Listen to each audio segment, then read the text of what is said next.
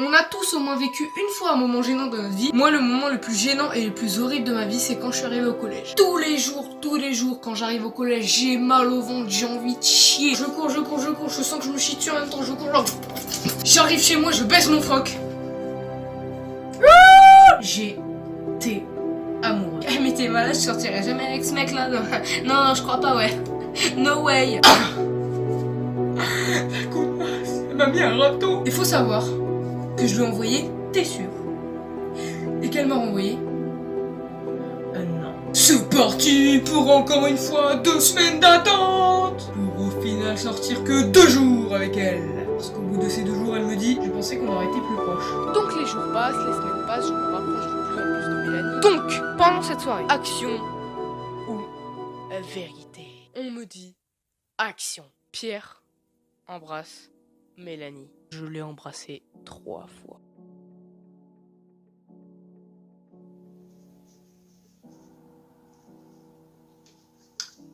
Waouh. 1 an d'attente pour une vidéo tellement médiocre. L'été dernier, j'ai eu l'idée d'une série de vidéos qui consistait à raconter en 4 épisodes et en détail chacune de mes années de collège. Il y a eu ma 6ème, ma 5ème, ma 4ème et aujourd'hui voici ma 3ème. Je sais que ce 4ème et dernier épisode a pris son temps pour arriver, je m'en excuse mais c'est parce que j'ai voulu bien le faire. D'ailleurs, autre précision, je ne traiterai pas le thème du stage de 3ème aujourd'hui parce que je le réserve pour une future vidéo. Et donc sans plus tarder, je vous propose de commencer. Lundi 2 septembre 2019, jour de la rentrée des classes. J'arrive au collège avec une humeur mitigée, j'étais entre la joie et le seum. La joie parce que c'est cool de retrouver ses potes et le seum parce que je vous rappelle qu'en fin de 4ème, je me suis fait larguer par Mélanie et à ce moment-là, je l'avais pas tellement digéré. Donc bref, j'arrive au collège, je retrouve mes potes, on discute un peu, ça va, tu vas bien? Ouais, ça va, j'essaie de pécho une meuf sur Insta tout l'été, je me suis pris un vent mais ça va. Et je m'avance donc vers les feuilles sur lesquelles sont notées les classes et là, je vois un pote à moi qui arrive, qui se met devant moi et qui me dit « Mec, t'es dans la classe de Mélanie ». Alors, moi, à ce moment-là, je suis dans un mélange d'interrogation et de haine, d'autant que lui, il a rien à voir dans l'histoire, mais je sais pas pourquoi, à ce moment précis, je le déteste. Et donc, je lui dis, mais mec, enfin, c'est quoi cette mauvaise blague? Il me dit, non, c'est pas une blague, t'es bien dans la classe de Mélanie.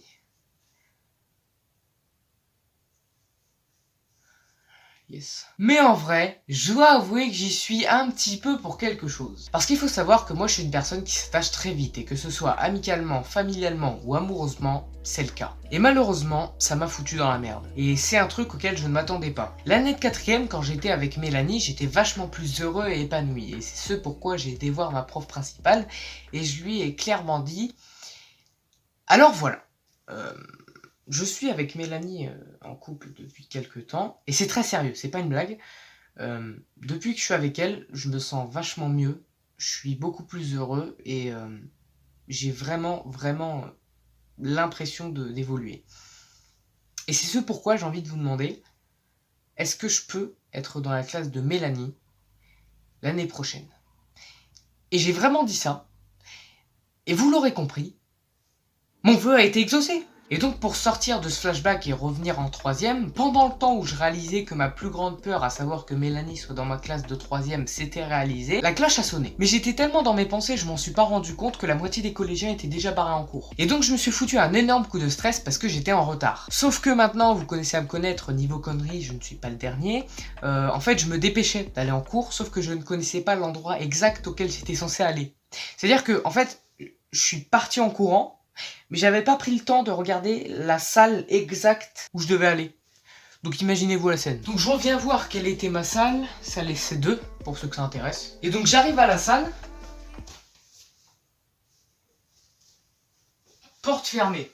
Une salle de classe à laquelle tu es censé être qui est fermée, généralement ça sent pas très bon pour ta gueule. Et donc je toque, j'ouvre la porte et là je vois tous les élèves de la classe qui se retournent un par un vers moi, avec la prof au loin qui se lève, me regarde et dit « Ah ben, tu commences bien l'année toi !» Et donc je m'assois, je vous épargne les détails de paperasse, tout ça, parce que personne n'en a rien à carrer, mais dès la première journée, je fis la connaissance de quelqu'un qui aujourd'hui est mon pote, et là vous l'aurez compris, je parle de Docox. Alors Docox, si tu veux, c'est un peu le gars le moins discret du monde, c'est-à-dire que moi je ne connaissais pas Docox, d'accord, mais lui il me connaissait via Pierre et son humour. Et que de me regarder discrètement comme ça, il a fait ce truc du double regard. C'est-à-dire qu'il était là, comme ça, il a fait ça. Et là il me dit, c'est toi Pierre et son humour? Je lui dis, bah oui. Et là il me dit, ah c'est cool, je regarde tes vidéos, elles sont pas mal, continue comme ça. Alors déjà, elles ne sont pas mal, elles sont exceptionnelles. Parce que excuse-moi, mais qui peut se vanter d'avoir fait une vidéo sur la rage dentaire? Le rire jaune peut-être avec les ligaments croisés, c'est pas la question. Et ensuite, Docox, parce que tu vas certainement regarder cette vidéo, merci. Parce que tu m'as mis une énorme confiance en moi au moment où j'étais vraiment encore dans la gêne. Donc sache qu'à partir de ce moment-là, je t'ai adoré. Même si ça m'a pas empêché d'avoir des légers mal de ventre, cette année niveau chiottes ça a été plutôt calme. Par contre niveau amour je dirais pas que c'est le bordel mais un peu. En fait il y a un truc que j'ai pas dit dans la vidéo ma 4ème l'année dernière, c'est que avant Mélanie j'étais déjà en couple. Seulement par simple respect pour la fille j'ai pas préféré en parler. Mais là on s'en balance, hashtag pire à vous tout. Si je vous parle de cette fille c'est pas pour rien, c'est pas pour dans 2 minutes dire mais non toutes des putes, pas du tout. C'est parce que quelques temps après la rentrée je suis retombé amoureux de cette fille. Et malgré le fait que elle et moi on se parlait plus, j'ai quand même tenté un truc. Et là tu sens la chute venir. J'ai fait une technique mais pitoyable comme jamais. Ce que j'ai fait c'est que comme je l'avais sur Snap, j'ai été dans nos conversations, j'ai commencé à écrire et j'ai effacé. Mais c'était pas un truc genre je pense fort à toi, tu respires la douceur. En fait, comme je savais que sur Snapchat, quand tu commences à écrire, la personne reçoit une notification « Pierre est en train d'écrire », je me suis dit que forcément, au bout de 5 mois, elle va se dire « Il m'envoie un message et il le termine pas. C'est pas normal. » Et quelques dizaines de minutes plus tard, elle m'envoie un point d'interrogation. Donne. Le plan est en marche. Alors je lui envoie à mon tour un point d'interrogation pour faire genre je comprends pas et là elle me dit pourquoi t'as commencé à écrire un message. Et là je lui envoie excuse-moi, je regardais nos anciennes photos, ce qui était vrai 2 jours auparavant mais là fallait juste que j'aie un prétexte en fait. Et elle m'envoie pourquoi. Bon je lui dis je sais pas comme ça. Et elle me dit tu te fous de ma gueule ou ça te manque ou un truc du genre. Et puis comme je suis un teubé et que j'ai plus trop assumé cette technique et j'ai dit non c'était comme ça. Mais déjà j'avais attiré son attention. Et 2 semaines plus tard j'ai décidé de porter mes couilles et de lui envoyer. Il faut que je te parle. J'ai pas forcément besoin de réponse, mais j'ai pas envie de garder ça pour moi. Tout à l'heure, j'ai juste pas eu les couilles de te le dire, mais c'est important. Les 2 screens, parce que j'ai aussi screen, en vrai, c'était des photos au hasard. J'ai juste fait ça pour que tu me remarques. Je sais que c'est con, mais je savais pas quoi faire. Si je te parle beaucoup ces derniers temps, c'est parce que je t'aime vraiment. J'attends aucune réponse de ta part, mais en message, je peux l'expliquer. Et t'inquiète pas, je te laisse tranquille. Et vous l'aurez compris, j'ai pas fait ça pour qu'elle me dise « Ok, fous-moi la paix, il y a une vraie attente derrière ce message. » Et elle l'a vu. Alors elle m'a répondu. Je suis chez le médecin donc je te parle après mais de toute façon je préfère parler face à face demain.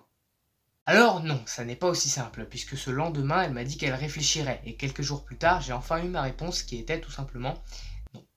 Somme intersidérale, mais, parce qu'il y a un mais. En 5ème j'avais utilisé une technique qu'un pote à moi m'avait donnée. Il m'avait dit lorsqu'une fille te dit non quand tu veux sortir avec elle, tu dis t'es sûr. Cette technique elle ne marche pas tout le temps pour mon cas aujourd'hui en 3ème comme en 5ème.